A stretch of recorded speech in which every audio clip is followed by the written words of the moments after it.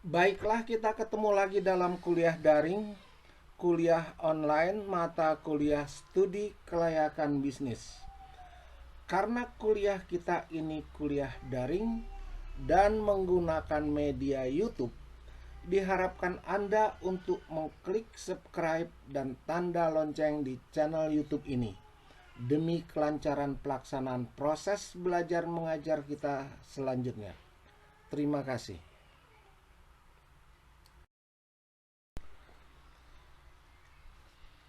Studi kelayakan bisnis kuliah keempat, aspek pasar dan pemasaran part 2 atau bagian kedua, fokus kepada kegiatan pemasaran.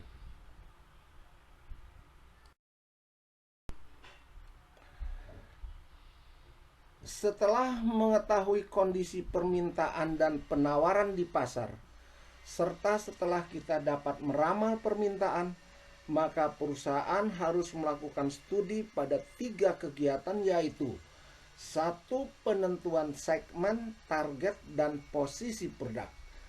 2.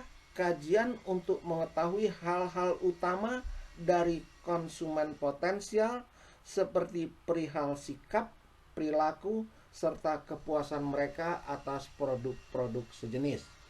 Dan yang ketiga, menentukan strategi, kebijakan, dan program pemasaran. Ketiga kegiatan tersebut saling berkaitan satu sama lain dalam rangka mensukseskan studi atas aspek pemasaran.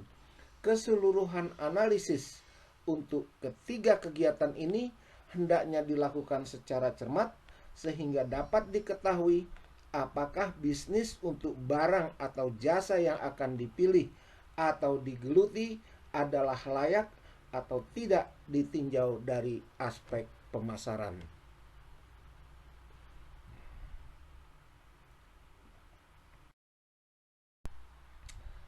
Segmentasi pasar. Pasar terdiri dari banyak sekali pembeli yang berbeda dalam beberapa hal, seperti misalnya keinginan, kemampuan keuangan, lokasi, sikap pembelian, dan praktek-praktek pembeliannya. Dari perbedaan-perbedaan tersebut dapat dilakukan segmentasi pasar. Segmentasi pasar adalah kegiatan membagi-bagi pasar yang bersifat heterogen dari satu produk ke dalam satuan pasar atau segmen pasar yang bersifat homogen.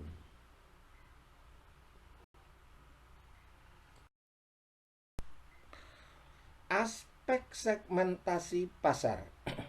Beberapa aspek utama untuk mensegmentasikan pasar adalah aspek geografis, demografis, psikografis, dan perilaku. Aspek geografis, komponennya adalah bangsa, negara, provinsi, kabupaten, kota madya, dan lain-lain. Kedua, aspek demografis, komponen-komponennya adalah usia, tahap daur hidup, jenis kelamin, dan pendapatan.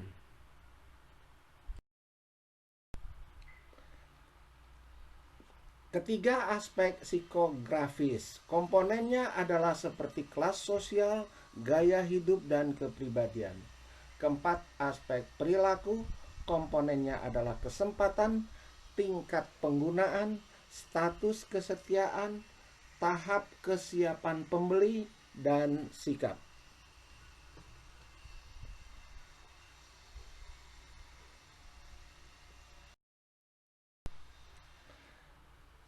Kriteria penetapan segmentasi pasar. Ada 4 kriteria yang harus dipenuhi segmen pasar agar proses segmentasi pasar dapat dijalankan dengan efektif, yaitu 1. Terukur, measurable. Artinya segmen pasar tersebut dapat diukur, baik besarnya maupun luasnya serta daya beli segmen pasar tersebut. Yang kedua, terjangkau, accessible. Artinya segmen pasar tersebut dapat dicapai sehingga dapat dilayani secara efektif.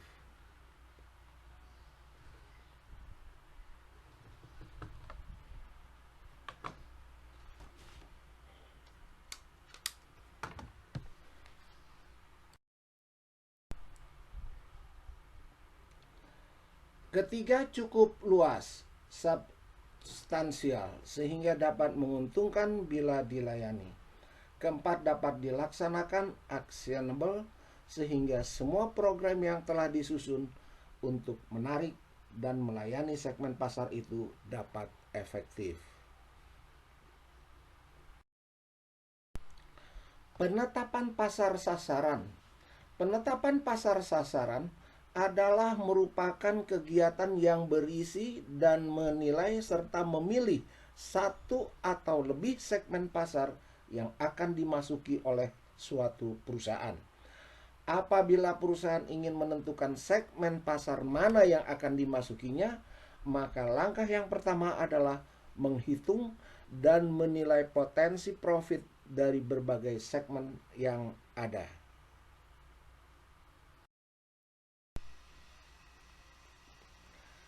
Strategi penetapan pasar sasaran. Dalam kenyataannya, perusahaan dapat mengikuti salah satu di antara 5 strategi penetapan pasar sasaran, yaitu 1. Spesialisasi produk. Sebuah perusahaan memutuskan untuk memproduksi satu jenis produk. Misalnya sebuah perusahaan memutuskan untuk memproduksi hanya mesin listrik bagi sekelompok pelanggan.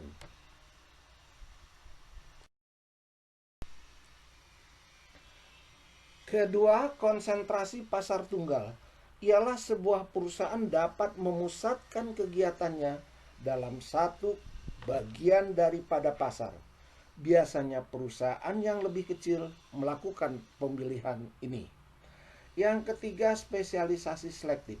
Sebuah perusahaan bergerak dalam berbagai kegiatan usaha yang tidak ada hubungannya dengan yang lain, kecuali bahwa setiap kegiatan usaha itu mengandung peluang yang menarik.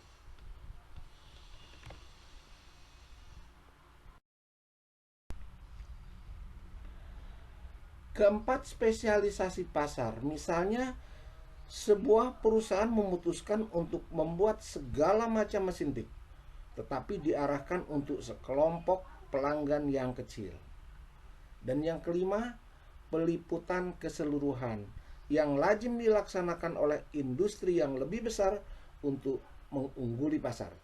Mereka menyediakan sebuah produk untuk setiap orang sesuai dengan daya beli masing-masing.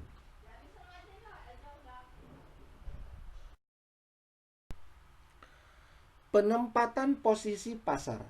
Pada hakikatnya penempatan posisi pasar adalah tindakan merancang produk dan bauran pemasaran agar tercipta kesan tertentu dan diingatkan konsumen. Bagi setiap segmen yang dimasuki perusahaan, perlu dikembangkan suatu strategi penempatan produk. Apa yang sesungguhnya penting di sini adalah persepsi atau tanggapan konsumen mengenai posisi yang dipegang oleh setiap produk di pasar.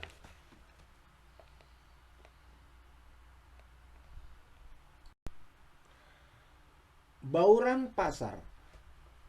Salah satu unsur dalam strategi pemasaran terpadu adalah bauran pasar atau dikenal dengan marketing mix. Merupakan kombinasi variabel atau kegiatan yang merupakan inti dari sistem pemasaran. Variabel mana dapat dikendalikan oleh perusahaan untuk mempengaruhi tanggapan konsumen dalam pasar sasarannya. Variabel atau kegiatan tersebut perlu dikombinasikan dan dikoordinasikan oleh sebuah perusahaan seefektif mungkin dalam melakukan kegiatan pemasarannya.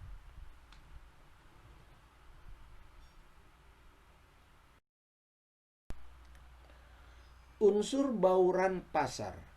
Keempat unsur atau variabel bauran pemasaran atau marketing mix tersebut atau yang dikenal dengan sebutan 4P adalah sebagai berikut. P pertama produk, P kedua price atau harga, P ketiga penyaluran, dan P keempat adalah promosi.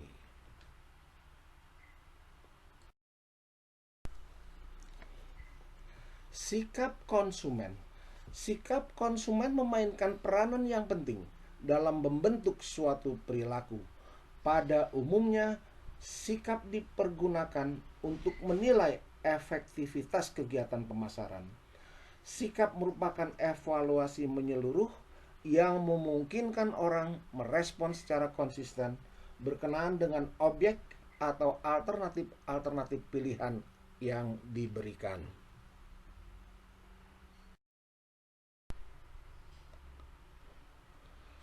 Sikap konsumen untuk perilaku membeli. Sikap menempatkan seseorang ke dalam satu pikiran untuk menyukai atau tidak menyukai sesuatu, bergerak mendekati atau menjauhi sesuatu tersebut. Ada kecenderungan untuk menganggap bahwa sikap merupakan faktor yang tepat untuk meramalkan perilaku yang akan datang. Jadi, dengan mempelajari sikap, seseorang diharapkan dapat menentukan apa yang akan dilakukannya.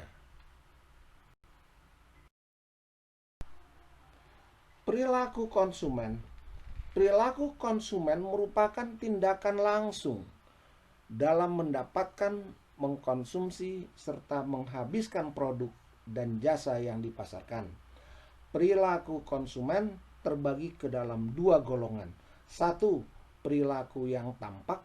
Variabel-variabel yang termasuk di dalamnya adalah jumlah pembelian, waktu, karena siapa, dengan siapa, dan bagaimana konsumen melakukan pembelian.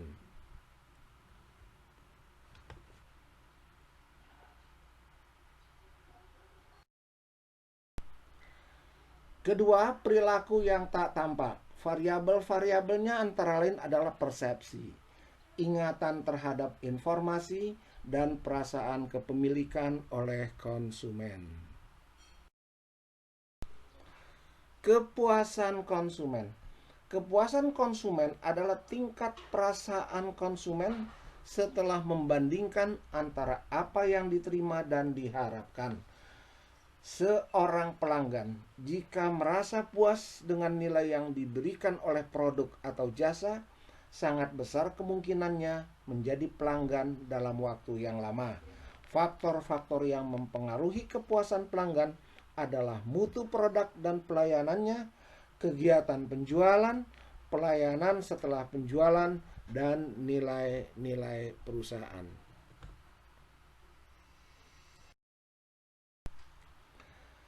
Kegiatan penjualan. Kegiatan penjualan terdiri atas variabel-variabel pesan sebagai penghasil serangkaian sikap tertentu mengenai perusahaan, produk, dan tingkat kepuasan yang dapat diharapkan oleh pelanggan. Kedua, sikap sebagai penilaian pelanggan atas pelayanan perusahaan. Perantara sebagai penilaian pelanggan atas perantara perusahaan seperti dealer dan grosir.